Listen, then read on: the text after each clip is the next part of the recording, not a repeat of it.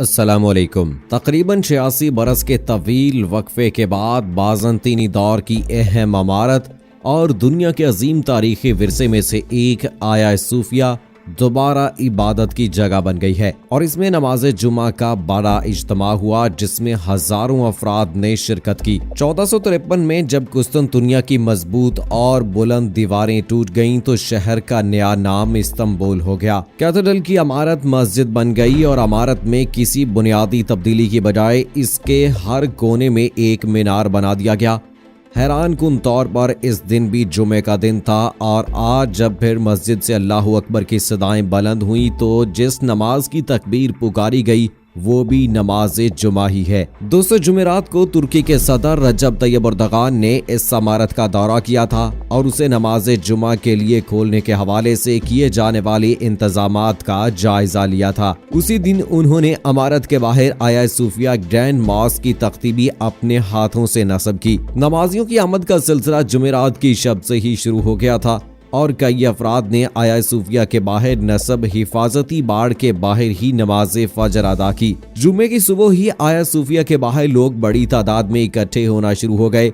ये इमारत इस्तांबुल के तारीखी इलाके सुल्तान अहमद में वाक़े है और इसी इलाके में तौबकापी महल सुल्तान अहमद मस्जिद भी मौजूद है। आया सूफिया को मस्जिद में तब्दील करने के ऐलान से न सिर्फ यूरोप बल्कि सऊदी अरब के आले सऊद खानदान के खदशात भी बढ़ गए हैं। शहर इस्तांबुल के जिस आया सूफिया मस्जिद में आज नमाज जुमा अदा की गई है इसके ऐन सामने सन 1818 में सऊदी अरब के शाह अब्दुल्ला बिन सऊद का सर कलम किया गया था। सल्तनत उस्मानिया के फौजी शाह अब्दुल्ला बिन सऊद और वहाबी इमाम को एक जंजीर में जकड़कर इस्तांबुल लाए थे। जब अब्दुल्ला का सर कलम किया जा रहा था तो एक बड़ा हजूम आया सूफिया के बाहर जश्न मना रहा था।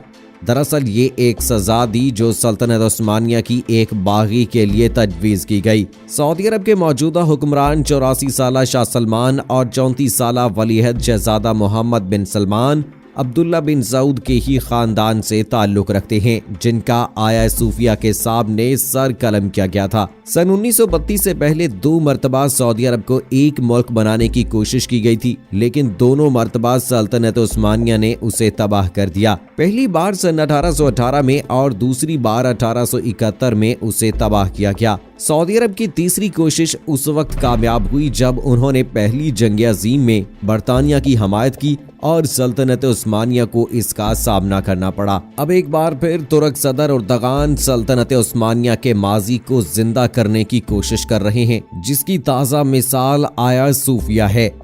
सदर एर्दोगान ने कई बार कहा है कि तुर्की वाहिद मुल्क है जो आलम इस्लाम की क़यादत कर सकता है। ये जाहिर है कि जब एर्दोगान ये कहते हैं तो उनके जहन में सल्तनत उस्मानिया की मीरास होगी। सल्तनत उस्मानिया जो सोवियत यूनियन से बड़ी थी ये 22 मिलियन मुरब्बा किलोमीटर पर फैली हुई थी।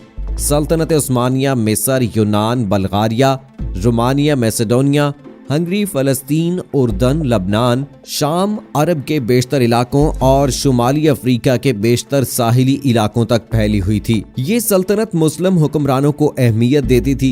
एर्दोगान को लगता है कि आलम इस्लाम की क़यादत करना तुर्की का तारीखी हक है, लेकिन इसमें अब बड़ी रुकावट ये एक हकीकत है कि अब वो सल्तनत उस्मानिया के 22 मिलियन मुरब्बा किलोमीटर के सुल्तान नहीं बल्कि तुर्की के सदर हैं जो अब घटकर 7,83,000 मुरब्बा किलोमीटर में सिमट चुका है। दूसरी जानिब सऊदी अरब को लगता है कि इस्लामी मुकद्दस मकामात मक्का और मदीना मुनव्वरा उसके पास हैं जो आले सऊद के मातहत हैं और हर साल पूरी दुनिया से 20 लाख से जायद मुसलमान वहां आते हैं। ऐसी सूरत हाल में सिर्फ वही आलम इस्लाम की क़यादत कर सकता है।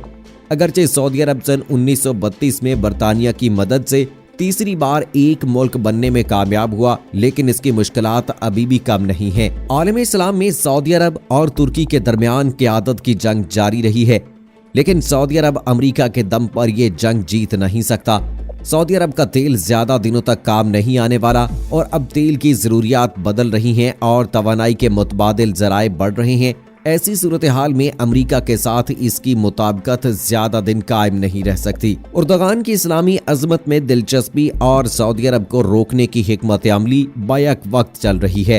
एर्दोगान ने मुतअद्दिद बार सऊदी अरब को रोकने की कोशिश की। उन्होंने सऊदियों के खिलाफ कतर की हिफाजत के लिए अपनी फौजें भेजी, सोमालिया से सऊदी इत्तेहादियों को भगाया और बहरे अहमर में एक फौजी अड्डा बनाने के लिए एक जजीरे को लीज पर लेने का मुआहिदा किया। इसके साथ ही उर्दगान फलस्तीन और रोहिंग्या मुसलमानों के बारे में भी आवाज बुलंद करते हैं। इस्तांबुल अरब दुनिया के बागियों का पसंदीदा गढ़ बन गया। वाशिंगटन इंस्टीट्यूट के स्कॉलर सोनर कोगाप्ते ने दी न्यूज सुल्तान के नाम से उर्दगान की स्वाने उम्री लिखी है। इस स्वाने हयात में उन्होंने लिखा कि तुर्क सदर के खारजा अमूर की हिकमत अमली का हदफ ये है कि वो मुसलमान होने के एहसास तफाखुर को वापस लाएं।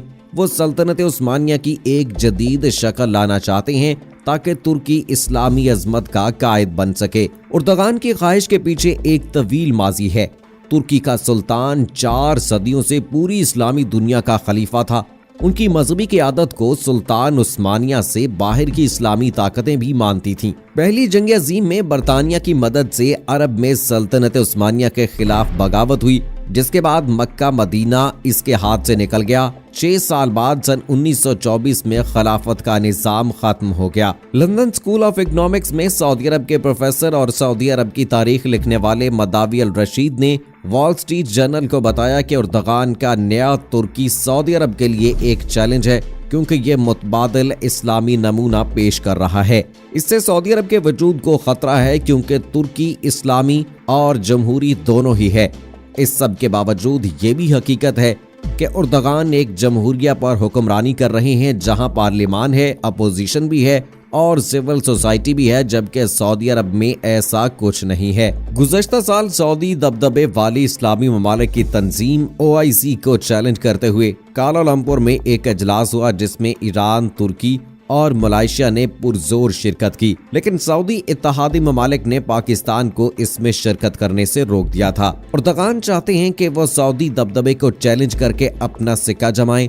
उन्हें लगता है कि OIC इस्लामी ममालिक की आवाज नहीं, बल्कि सऊदी सवाबदीदी को पूरा करने का जरिया है। उर्दगान OIC के मतवाजी एक तंजीम बनाने की कोशिश कर रहे हैं। दोस्तों, यूं आज आया सूफिया मस्जिद में होने वाली नमाज जुमा में जो दुआ बारगाहे इलाही में की गई है, वो सिर्फ और सिर्फ इस्लाम की अजमत रफ्ता की बहाली पर मरकूज थी, और इस दुआ का सबसे ज्यादा असर इस्लाम दुश्मन सलीबी कुव्वतों और इनके खुजामदी और पिट्ठू मुसलमानों पर ही होगा। और इंशाअल्लाह वो दिन दूर नहीं जब इस्लाम की अजीम सल्तनत दुनिया पर हुक्मरानी करेगी। 1500 साल कदीम यूनेस्को का आलमी सकाफती विरसा आया सूफिया मस्जिद से पहले असल में चर्च था। जदीद तुर्की के बानी मुस्तफा कमाल पाशा ने 1930 की दहाई में उसे एक म्यूजियम बनाया था।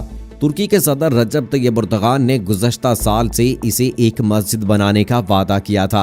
अदब में तुर्की के पहले नोबेल इनाम याफ्ता अरहान पामुक ने आया सूफिया को मस्जिद में तब्दील करने के बारे में कहा था कि तुर्की को ऐसा नहीं करना चाहिए था। उनका कहना था, मैं नाराज हूँ, मुझे इस बात पर फख्र था कि तुर्की वाहिद मुसलमान मुल्क है जो सेकुलर, लेकिन अब यहाँ सेकुलरिज्म खत्म किया जा रहा है। जदीद तुर्की के बानी कमाल अतातुर्क ने आया सूफिया को मस्जिद से एक म्यूजियम बनाने का अहम फैसला किया था। उन्हें ऐसा करके पूरी दुनिया को यह बताने की कोशिश की थी कि हम सेकुलर हैं और बाकी मुस्लिम ममालिक से अलग हैं। दोस्तों, सदर एर्दोगान ने कई बार कहा है कि तुर्की वाहिद मुल्क है जो आलम इस्लाम की क़यादत कर सकता है। ये जाहिर है कि जब एर्दोगान ये कहते हैं तो उनके जहन में सल्तनत उस्मानिया की मीरास होगी। दोस्तों, एर्दोगान सन 1994 में इस्तांबुल के पहले इस्लामी क़दावत पसंद मेयर बने।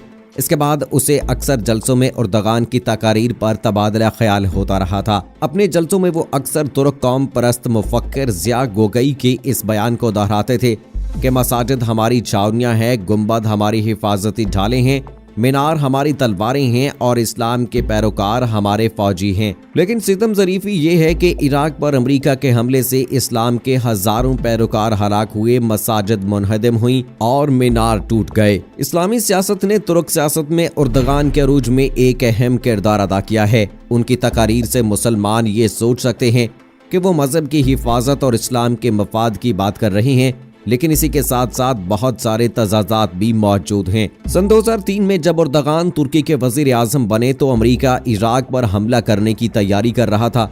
एर्दोगान के सद्दाम हुसैन से अच्छे ताल्लुकात नहीं थे, यहाँ तक कि उन्होंने इराक के खिलाफ जंग में अमेरिका को तुर्की की सरजमीन इस्तेमाल करने की इजाजत देने का ज़हन बना लिया था। ताहम एर्दोगान का ये इरादा पूरा नहीं हुआ, क्योंकि पार्लियामेंट में ये तजवीज़ 3 वोटों से मुस्तरद कर दी गई थी। सन 2003 में पहली मरतबा तुर्की के वजीर आजम बनने के बाद उर्दगान ने न्यूयॉर्क टाइम्स को दिए गए एक इंटरव्यू में कहा था, मैं कुछ भी होने से पहले मुसलमान हूं और बहैसियत मुसलमान मैं अपने मजहब पर अमल करता हूं और ये मेरा फर्ज है और मैं अपने इस फर्ज और जिम्मेदारी को पूरा करने की कोशिश करता रहूंगा। और आज दोस्तों हमने देख लिया कि सदर रजब तैयब उर्दगान की कोशिशों की वजह से आज 86 बरस बाद आया सूफिया की फिजा में अजान की आवाजें बुलंद हुई। दोस्तों अल्लाह ताला से दुआ है कि अल्लाह ताला उन्हें और मजीद हिम्मत दे कि वो दीन इस्लाम को इसी तरह से आगे लेकर चलते रहें।